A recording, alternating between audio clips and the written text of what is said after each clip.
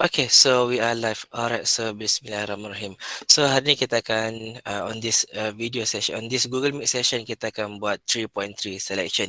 We will discuss together. So along the way, if you have question, you are more than welcome to ask your question. You are feel free to ask me questions. So pasal chapter 3.3 ni, selection ni, selection ni maksudnya memilih. Pilih. Apa maksud kenapa kita bincang pasal pilih? Macam korang lah untuk pilih pilihan hati kan. Tapi yang ni untuk animal ni tak adalah kata pilih pilihan hati. So we're going to discuss about how the species, how certain trait of species are being selected. Bagaimanakah ciri-ciri sesuatu ciri-ciri itu bagi spesies tertentu itu dipilih.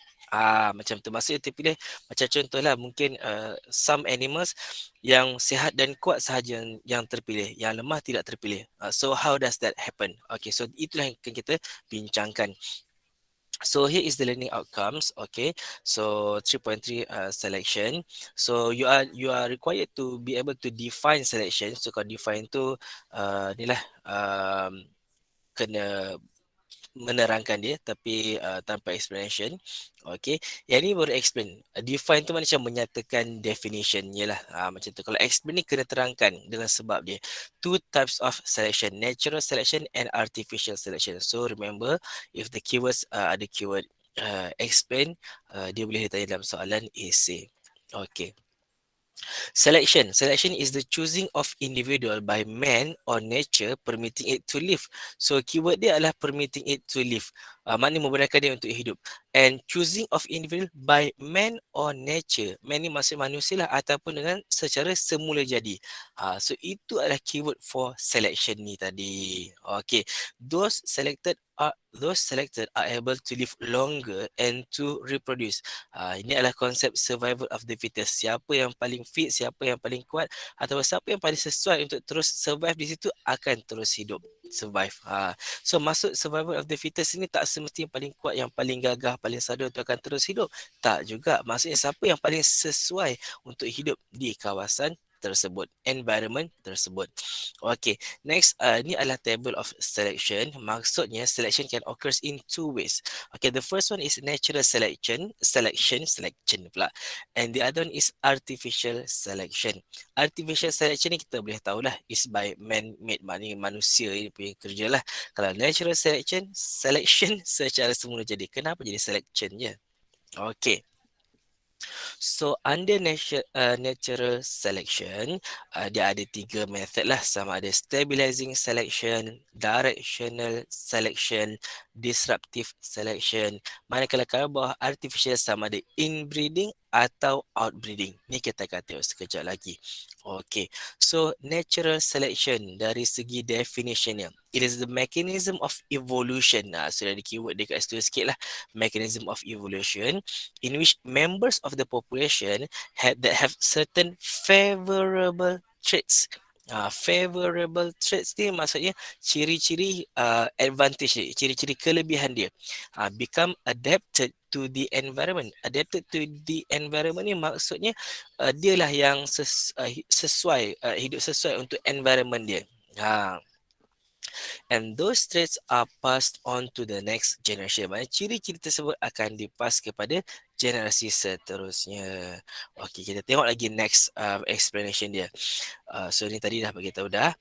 It is the process that results the adaptation of an organism to its environment. Mana dia adalah proses mana untuk adaptasi organism lah kepada persekitaran dia. Members of a population that are most successfully adapted to the environment are more likely to survive. Maknanya populasi yang paling sesuai berjaya untuk adapt kepada persekitarannya adalah yang akan survive. Logik lah kan. Okey, jangan sekejap lagi saya akan bagi contoh-contoh untuk lebih bagikan korang faham. Acts on phenotypes instead of genotype. Maksudnya begini. Acts on phenotype ni, phenotype dengan genotype ni bezanya adalah phenotype adalah ciri-ciri fizikal yang appear lah, yang nampak dekat luar. Genotype tu adalah dia punya genetic coding dia tu, yang DNA dia tu. Okay. Preserves individual with favorable phenotypes and eliminates the unfavorables. Tak apa, nanti saya akan elaborate. Increase the allele frequency in the population. Okay, allele ni macam saya dah beritahu, macam kita dah belajar masa last semester. Allele ni adalah alternative for genes. Contohnya, allele for eye color. So, allele for eye color adalah brown, black, blue, green dan sebagainya. So, apa maksud dia? Increase allele frequency. Frekuensi ni kekerapan. So, katakanlah mata coklat tu sebenarnya yang paling handsome. Mata coklat tu yang paling cantik. Mata coklat tu yang lebih baik untuk adapted di kawasan tropika. I mean di kawasan lah tropika, bukan di negara sejuk tu. So, um, frekuensi mana kekerapan untuk alel warna mata coklat tu akan lebih tinggi di kalangan populasi tersebut. Macam tu. Okay. So normal distribution curve. Okay, it is the curve ataupun graph yang berbentuk macam bell, berbentuk macam loceng tu. Okay, loceng terbalik tu lah, bentuk macam huruf U terbalik tu. Many plant and animal characteristics are controlled by more than one gene, iaitu polygenic control. Character under polygenic control exhibits normal distribution of phenotypes in the absence of selection. Okay, jadi second tu. Ada orang ping ke untuk masuk? Okay, saya dah approve. Okay, so don't worry yet. Okay, so tengok dekat sini. Normal distribution curve. Okay, most of population located in median range. Bermaksud, katalah ada 1,000 populasi haiwan di kawasan tersebut. So daripada 1,000 tu, lebih kurang maybe 800 organism tersebut ada di kawasan sekitar median, tengah-tengah ni. 100 di bahagian ekstrim yang sini, 100 lagi di bahagian ekstrim yang sini. Maksud dia macam tu. Okay. Fewer at either extreme. Inilah extreme. Ni the other extreme. Okay. Next kita akan tengok types of natural selection.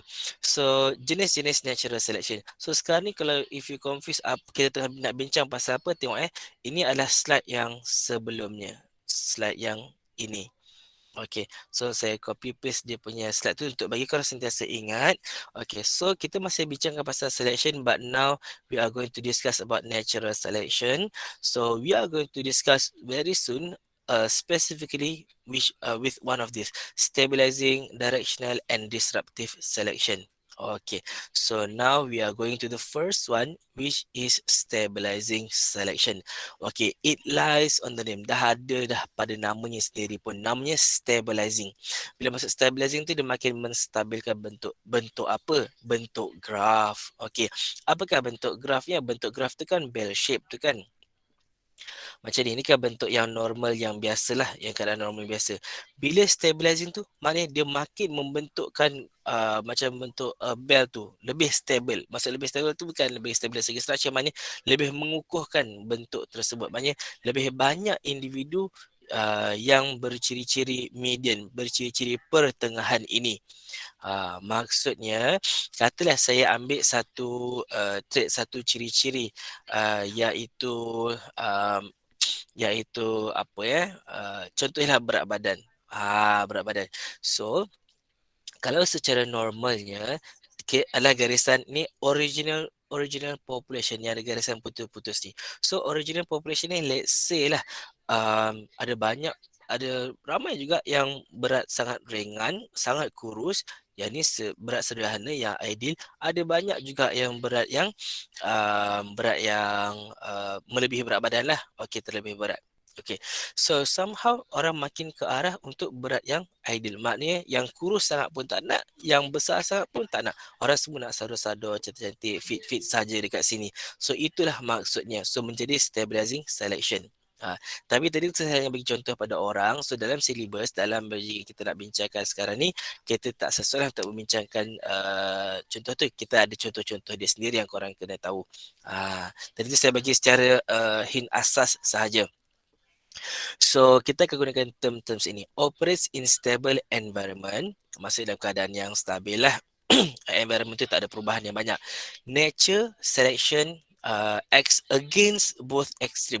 Ayat ni yang saya nak korang pegang betul-betul. Acts against ataupun did not favor. unfavor both extreme phenotypes. So extreme phenotype, extreme terlalu kurus, extreme terlalu tidak kurus. Okay, X against maknanya dilawan ataupun tidak difavor, unfavored ataupun tidak dipilih. Macam tu. Intermediate phenotypes are favored. Maknanya yang ciri-ciri intermediate, ciri-ciri pertengahan, tidak kurus, tidak melebihi berat badan, itulah yang dipilih. Reduces genetic variability, maknanya mengurangkan kepelbagaian genetik. Maksudnya dekat sini um, makin banyak hanya yang genetik yang sederhana je. Yang ini dia ni dah makin kurang makin tak ada. Itu dah maksud dia reduces genetic variability. So kita tengok dekat sini. Contohnya adalah human birth weight. So human birth weight yang ini population before selection. Maksud population before selection ni adalah pada zaman dahulu kala taburan berat lahir bayi ni adalah ni yang berwarna kelabu ni. So, what I've done. So dia banyak je yang lahir sekitar ni pounds 3 pounds, 4 pounds, 5 pounds, 6 pounds. Ramai juga je lagi yang berat dia 6 pounds ni. Okey, ada juga itu yang underweight lah. Ada juga yang terlebih berat. Nah, 9 pounds, 10 pounds, 11 pounds, 12 pounds pun ada. 12 pounds ni dekat berapa kilo dah ni. Okey. Sangat berat lah baby tu. So yang ini evolved population, itu population nowadays, maknanya dengan kemajuan sains dan dengan izin Tuhan, semuanya manusia semakin aware pasal kesihatan mereka, penjagaan pemakanan dan sebagainya. So dia orang berjaya untuk mengawal kelahiran, bukan macam mengawal, maksudnya the population tu ada berat baby yang lahir tu semua lebih kurang sekitar 7 hingga 8 pounds sahaja. So apa yang tidak dipilih ni? Selective pressure. Babies with low birth weights are vulnerable to complications. Maknanya tidak hidup. So siapa yang genetik, maknanya baby yang masa dia lahir sangat ringan, genetik with disebabkan genetik dia tu, so dia kurang survive. Yang berat sangat pun tidak survive juga. So maknanya genetik baby tersebut tidak dipas kepada next generation. Sebab dia dah mati, sebab dia dah meninggal, macam tu. Okay. So next point, infants with intermediate weight 3 hingga 4 kilo are most likely to survive. Infants at either extreme have higher rates of mortality. Too small, body systems immature. Too large, difficult to deliveries because they cannot pass easily through cervix and vagina. Itu pada zaman dulu lah. Okay. Next, directional selection. So kita nampak before I go next. So kita nampak ini graf yang asal warna kelabu. So yang selepasnya, selepas after the stabilizing selection, dia menjadi graf yang berwarna biru. Semakin stable shape-nya itu. Shape of the graph. Okay, next is directional selection. So directional selection ini, kalau kita tengok, ini adalah yang asal, bukan asas. Kemudian dia bergerak ke satu arah sama ada ke semakin ke kanan atau semakin ke kiri. Okay, operate in response to environmental changes over time. So ini ada kaitan dengan persekitaran. Yang tadi tu stabilizing tu tak ada, persekitaran itu sudah matang lah, tak ada perubahan sangat.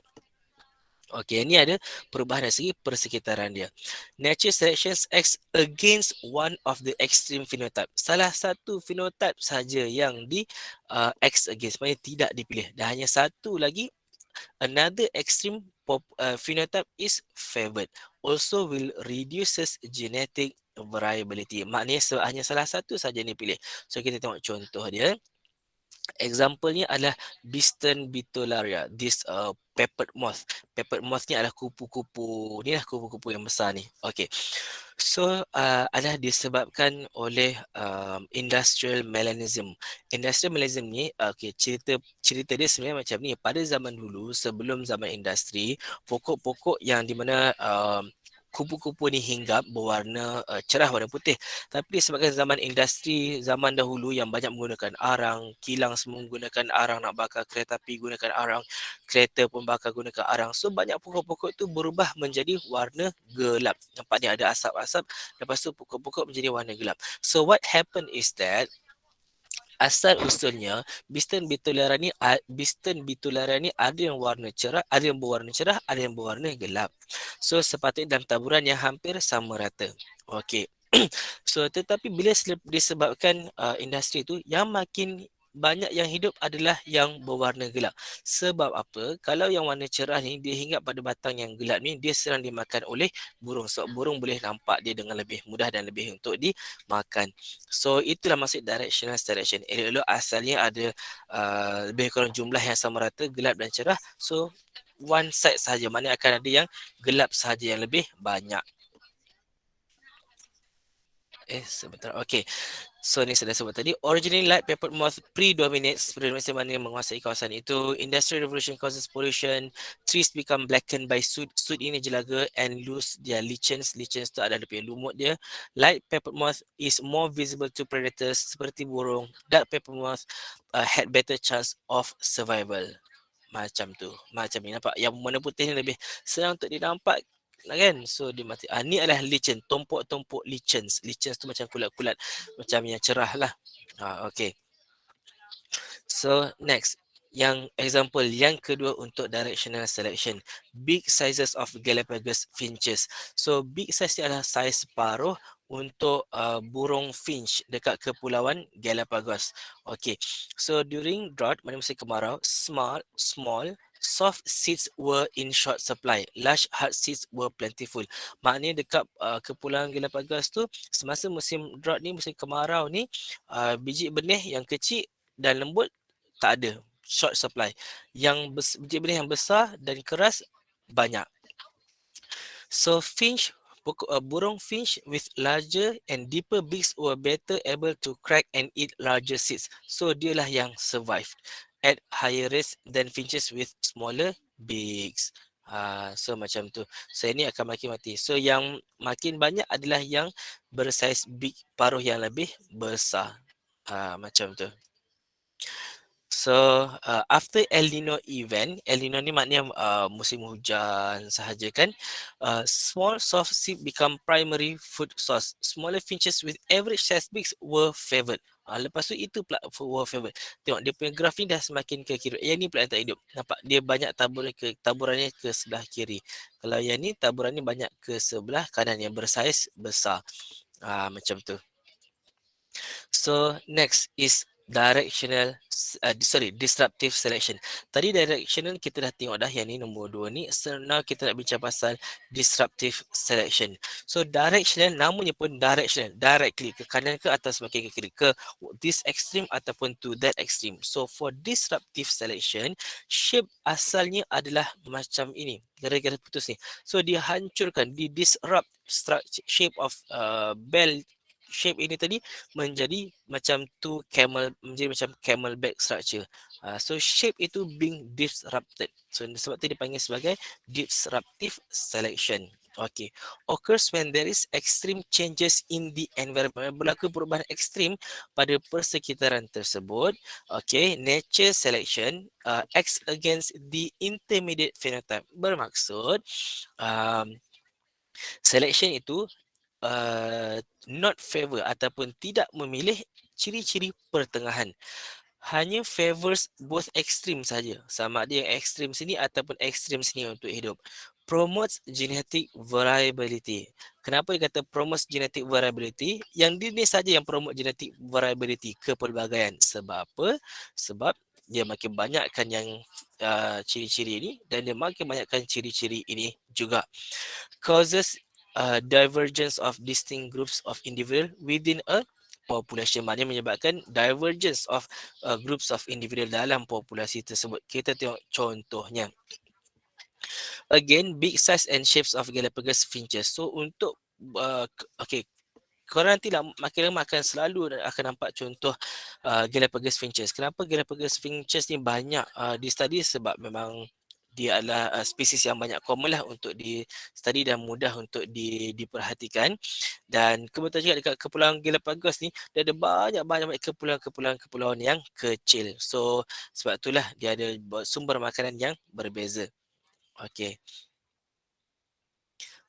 Maksudnya bila ada sumber makanan yang berbeza, so akan menyebabkan burung ataupun finch yang boleh survive dekat situ adalah burung yang jenis yang berbeza. Okay. Big size and shape of the Galapagos finches. Okay, yang ini kita cakap juga. During drought, kemarau, only food available are insects and seeds daripada cactus. Finch with longer beaks survive because they could open cactus fruits. Mana dia boleh sampai ke cactus yang panjang. Kalau yang pendek, baru nak makan cucuk, mata dia dah tercucuk dengan duri cactus tu tadi. Finch with wider beaks survive juga because they could strip off the tree bark to expose insects. Maknanya yang berparuh besar ni dia boleh strip mana mencari-cari lah batang-batang pokok yang besar untuk ambil insect. So dua-dua ni boleh survive. Finches with intermediate beaks could not use either food source efficiently and had a lower survival rate. Okay, so macam saya cakap tadi, korang akan boleh confuse. So pasal Kepulauan Galapagos punya finch ni nak cerita mana satu? Tadi saya cakap lain, bila drought seed yang ini pula, bila drought ini pula. Macam saya dah bagi tahu, Kepulauan Galapagos ni ada banyak kepulauan-kepulauan kecil. Yang di mana setiap kepulauan kecil tu dia ada keistimewaan ataupun bukan keistimewaan, dia ada sumber makanan dia yang berbeza-beza. Saya nak cakap macam ni, so main during drought dekat sebahagian Kepulauan Galapagos ni dia ada sumber makanan yang begini, iaitu yang ada cactus dan insect. Kalau yang contoh ini tu tadi, ini soft seed becomes ini mungkin kepulauan kecil lain tetapi di Galapagos juga. So pendek cerita, kalau korang dah confuse nak hentam contoh apa, if you nak hentam contoh Galapagos finches tu dah cukup bagus lah, sebab highly likely you will hit the example. Macam tu. So saya sambung. Ni tadi kan. Okay. Finches with intermediate tak survive. Okay, kita tengok contoh kat sini. Ini yang berparuh long and long bills open cactus fruit to feed on their fleshy pulp. Birds with intermediate bills may be favored during non-drought years. Okay, birds with deep bills, dia akan strip bark from trees to locate insect. Ini boleh makan insect, ini boleh makan cactus. Ini tak boleh makan apa-apa yang saya sederhana ni. Macam tu. Okay. What time is it? Okay, about 9:45. Okay. Big size and shapes of the Cameron finches. Cameroon dengan Galapagos ni hampir lebih kurang sama lah. Rasa macam hampir dekat je pun kot situasi dia orang. Okay. Dekat situasi bukan dekat jarak. Maksud saya cakap tu. Okay. Example-nya, big size and shapes of Cameroon finches. Small bill birds feed mainly on soft seeds, whereas large bill ni berparuh besar, specialized in cracking hard seeds. Birds with intermediate relatively inefficient at cracking both types of seeds and thus have lower relative fitness dalam hidup. So yang berparuh besar dengan paruh kecil je yang likely untuk hidup. Macam ni. Okay. Next. Okay, kita tengok pula artificial selection. So sekarang ni kita dah settle pasal natural selection yang berlaku secara semula jadi, yang tak ada human intervention, maknanya tak ada diganggu oleh manusia lah. Okay. The selection that so ini artificial selection ni, kita dah pergi ke bahagian yang ni. So sekarang ni sebelum saya pergi ke artificial selection, saya harap korang dah faham bila saya summary-kan balik lah. Natural selection ni, bila contohnya stabilizing selection. Bila stabilizing tu, shape of curve-nya semakin stable. So contohnya human birth weight. So katalah asal usul dulu banyak baby yang lahir 2 kilo hingga 3 kilo, 3 kilo, 4 kilo, dan ada yang lahir 4 kilo hingga 6 kilo. Okay. So tapi lama kelamaan yang berat sangat yang sampai 6 kilo tu tak survive. So genetik untuk baby lahir besar tu tidak diwarisi, dan baby yang lahir 2 kilo sekilo ini genetiknya juga tidak diwarisi sebab dia tidak survive lah, macam tu. So genetik yang secara naturalnya baby semua akan berat lebih kurang 3 kilo hingga 4 kilo yang normalnya by genetik. Macam tu. Okay. So sekarang ni artificial ada disebabkan oleh human. The selection that involves human intervention instead of nature to produce desired phenotypes ataupun traits. Maksudnya manusia yang favored, manusia yang desire, manusia yang nak pilih macam mana. Ni kita ada Greyhound Dog, kita ada Mastiff, ada Chihuahua, ada Dachshund. Ni untuk Wild Mustard ni pula sebenarnya asal usul broccoli, cauliflower, cabbage, kale and kohlrabi ni, apa jenis sawi ni sebenarnya daripada wild mustard je, tapi bila manusia kacutkan ni jadi brokoli, kacut ni jadi cauliflower, kacut ni jadi cabbage. So korang baru kacut ni jadi kale. Korang baru tahu kan. So dulu pun saya tak tahu juga, saya kan dia memang spesies yang berbeza, tapi sebenarnya daripada rumpun asas yang sama, iaitu wild mustard. Okey, kita tengok lagi. So artificial selection ni alter the genotype and produce a new strain. Maknanya dia sekarang ni kacau dia kacau genotype. Maksud genotype tu kacau dia punya DNA. Bukan kacau dalam itu dia merosakkan DNA tu. Tidak, maksudnya DNA yang diwarisi daripada generasi ke generasi itu yang berubah. Alter the genotype. Okay. For a specific purpose, maknanya ikut keperluan ataupun kehendak yang tertentu lah, carried out by selective breeding. Selective breeding itu breeding yang terpilih of organism that showing the desired traits ataupun characteristics. Ni contohnya a common wild mustard. Okay, so in artificial selections, humans are selective agents. Okay, kita tengok dekat sini kan. So turnips pun asalnya daripada ni, cabbage, broccoli, kale, cauliflower and kohlrabi, semua ni asal daripada wild mustard. Okay, so now kita tengok artificial. For artificial selection, dia ada two types only. Kenapa ni saya tak highlightkan ke? Sorry. So saya akan bantu korang balik. Saya copy and then saya paste balik dekat sini untuk bagi korang faham. Okay. Tak apa, kita balik, kita boleh adjust. Okay, so yeah, we are here. We are talking about artificial selection, inbreeding and outbreeding. So ni inbreeding dan outbreeding Okay, so we look on to the next slide. Ada je pun dekat sini rupanya. Okay, for inbreeding. Inbreeding maksudnya kita dah boleh agak dah daripada nama dia. In dengan out. Kalau inbreeding, dia adalah breeding antara spesies yang sama. Outbreeding, spesies yang berbeza. Okey, kita tengok contohnya. Involves mating or breeding between closely related individuals. Mana closely related individuals ni spesies yang sama ataupun yang hampir sama dengan dia. Okay, occurs when there is a selective ataupun non-random mating. Maknanya persenyawan antara organism ataupun haiwan tersebut bukan secara random, adalah ditentukan oleh manusia. Increase the expression of recessive alleles, maknanya walaupun ada alel tu resesif, sepatutnya tak banyak dalam populasi, tapi dia boleh increase, boleh banyakkan populasi tersebut. Contohnya lah alel untuk apa kaki pendek tu kan, macam untuk munchkin cat tu kan, kaki pendek tu sebenarnya sangat resesif, tapi dia boleh juga muncul dengan banyak increase in population atau increase in frequency disebabkan kerja manusia, inbreeding. Okay, does not change the overall allele frequency, maknanya overall frequency tidak berubah kekerapan dia. Frequency of homozygous genotypes increases with each successive generation of inbreeding. Maksudnya kekerapan homozygous genotype tu meningkat dengan setiap generasi inbreeding yang berjaya. Maknanya sebab dia kacaukan sama. So homozygous genotype tu akan lebih tinggi kekerapan dia. So ini maksud dia self-fertilization in plants. Okay. Example, each generation a dog breeder allows only the smallest half of these poodles in circle, yang circle itulah yang orange ini, to breed. So ini adalah semua jenis poodles, tapi hanya yang ini saja yang dibenarkan untuk breed. If this continues over many generations, artificial selection may produce tiny ataupun teacup poodles. Maknanya ini jenisnya tiny teacup poodles. Maknanya makin banyak tu, makin semua jenis ni. Yang ini dan ini kurang ada dekat populasi tersebut. Macam tu maksudnya.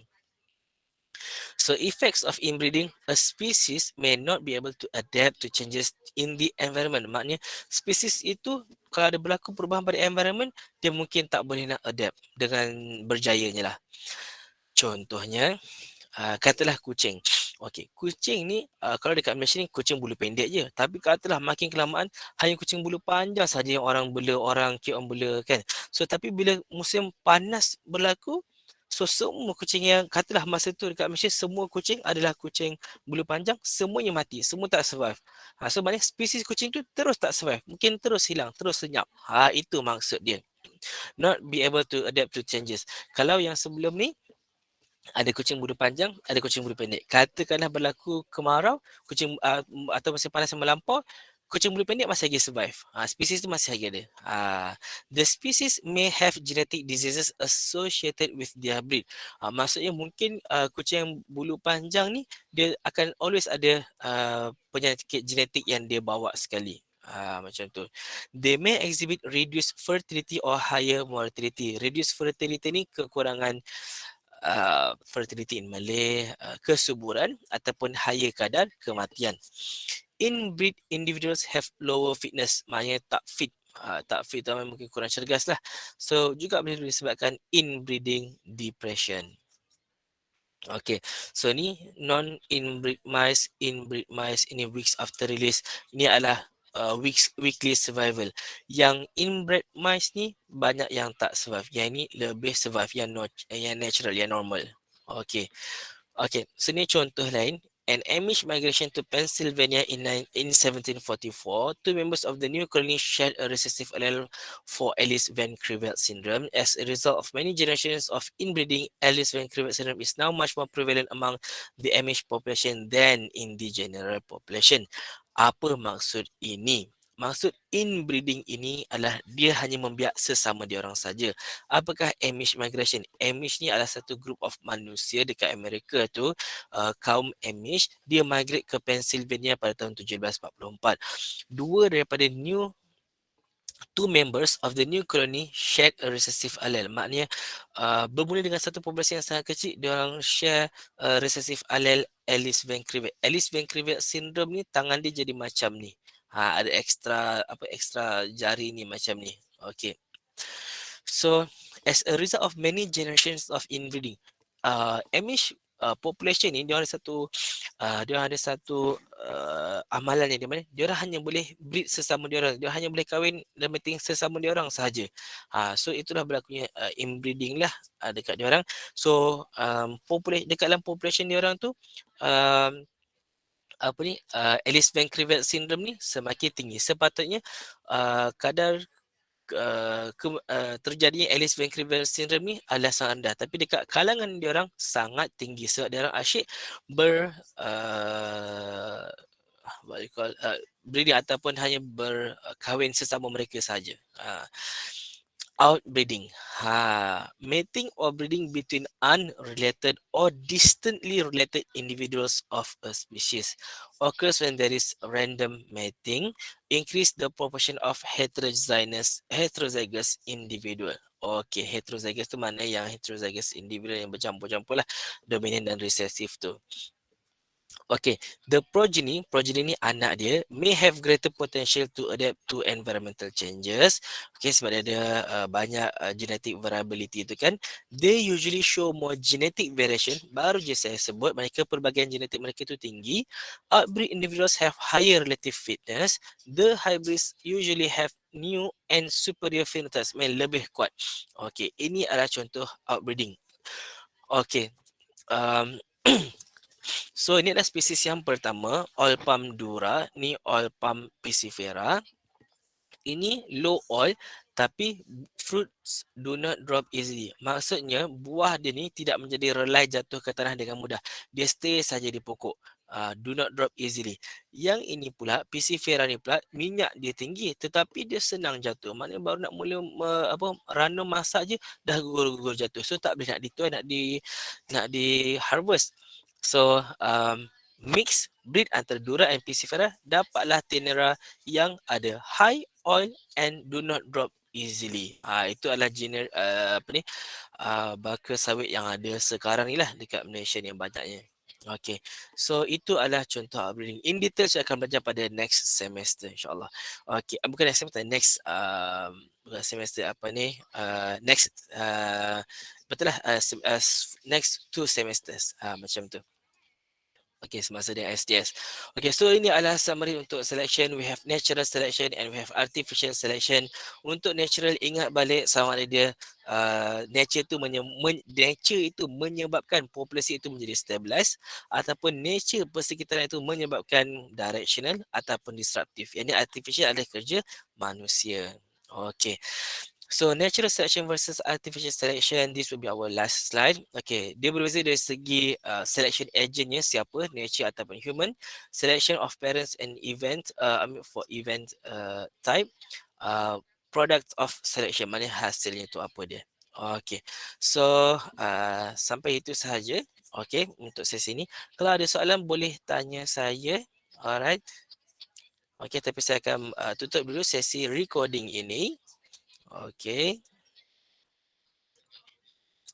So stop recording.